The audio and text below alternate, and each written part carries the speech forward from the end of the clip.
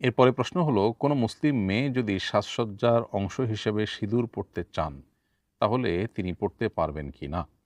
উত্তর হলো যে কোনোভাবেই কোনো মুসলিম নারী তিনি সাজসজ্জার অংশ হিসেবে হলেও সিঁদুর পরা জায়েজ হবে না, বরং এটি যদি তিনি লাগান এবং সিঁদুর যদি অঙ্কন করেন তার কপালে, তাহলে কুফুরির সমূহ আশঙ্কা আছে।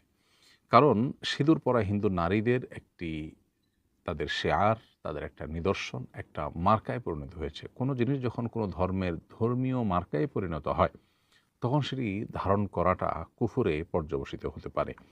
তো এইজন্য আ অন্তত এটি হারাম হবে, সেটি সন্দেহাতীতভাবে বলা যায়। সৌন্দর্যের অংশ হিসেবেও আমরা অন্য ধর্মাবলম্বীদের ধর্মীয় যে সিম্বল আছে সেটা ধারণ করতে পারি না, সেটা হারাম হবে। আর পরিস্থিতি বেঁধে এবং বিশ্বাসের সাথে সংশ্লিষ্ট থাকলে সেটা কুফর পর্যন্ত যেতে পারে।